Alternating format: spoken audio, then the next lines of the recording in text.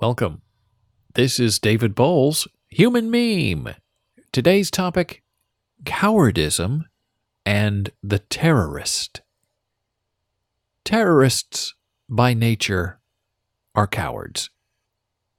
I have no idea why we've given them this romantic, scary name, terrorist, when the definition of what they do is hurt civilians, regular people, on purpose, for religio or politico needs.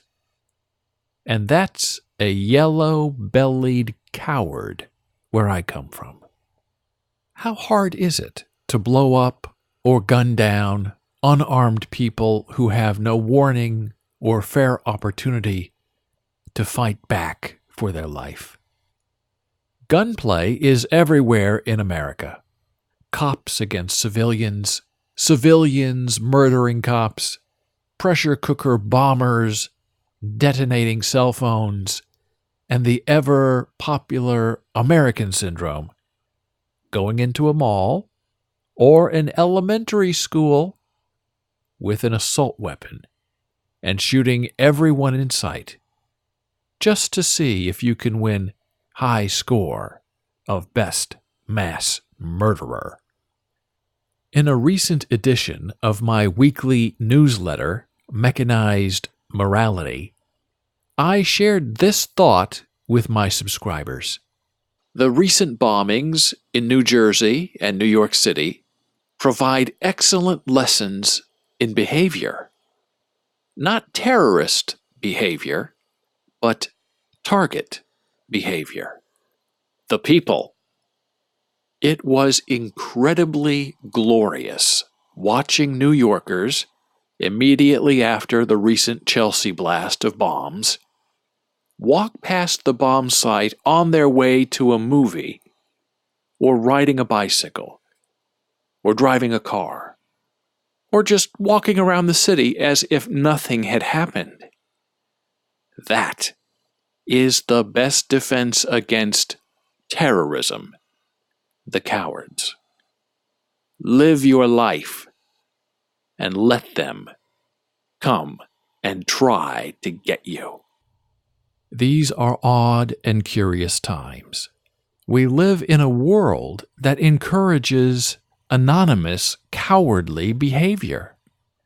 Instead of facing each other straight up over a dispute, we can send an email bomb instead, or create a dedicated denial-of-service attack instead, or set off social media, put it afire, all without a name attached, with false accusations intended not to cure, but to kill our neighborly enemies. It isn't just the us of us who practice these cowardly defeats. It is also the policy of modern human warfare, where the IED is the man in the trench and the predator drone is the bombardier taking on flak to sight the target.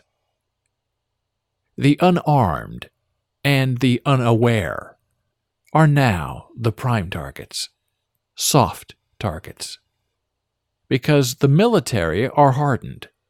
Their vehicles, their people, portals, powerhouses, none of those are really the true casualties of war. Children are now the intended avarice.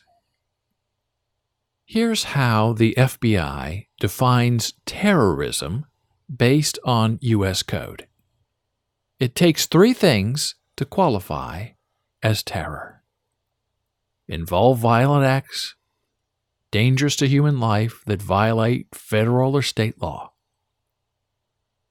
appear to be intended to intimidate or coerce a civilian population, or to influence the policy of a government by intimidation or coercion, or to affect the conduct of government by mass destruction, assassination, or kidnapping, and finally, occur primarily outside the territorial jurisdiction of the U.S.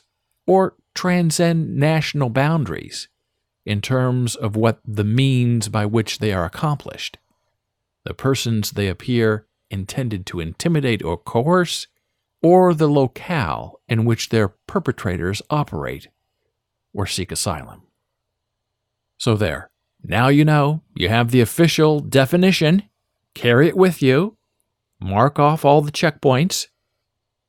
Now that we have the official definition of terrorism from the Federal Bureau of Investigation, the Federal BI, do we feel any better about our stake and status in this mess?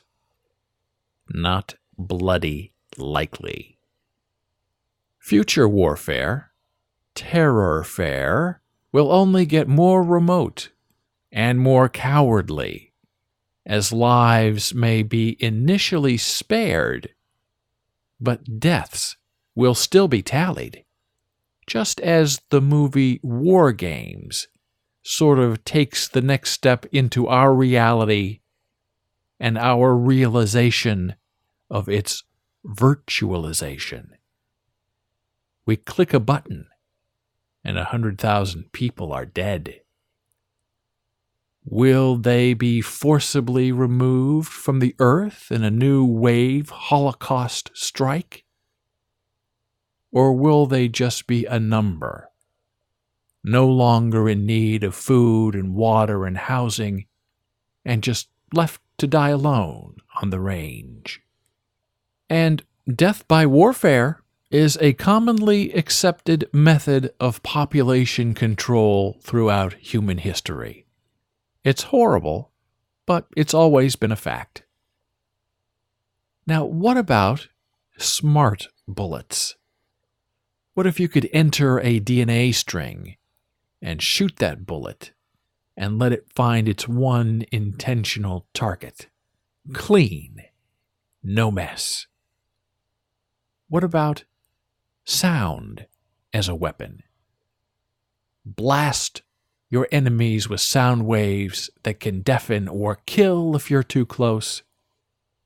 Again, clean kill. No muss, no fuss. But the one perfect weapon target is bloodless and controllable, invisibly from afar. The mind. You don't need to actually control thought. Just repress the ability to clearly make decisions, and then the body is all yours for the snatching. Would you want to call these undead captives hostages of war? Casualties of a virtual battlefield? Or would you just leave them to wander aimlessly through the new zombies of the land and let them run around until they run out of gas and die a simple and deferrable death? Morality in warfare has never been. We talk about it, but in the expression of the battlefield, there is little empathy or care for the captive or captor. Because war is horrible in all states, in all times. And nobody wants to be there to begin with. And yet we all have to deal with the fallout. And we all now have to decide, for those who are no longer with us, what sort of life should they have had, and what sort of life we still want to have, where death is so much easier and so much more convenient than life. Thank you for listening. Be a human meme.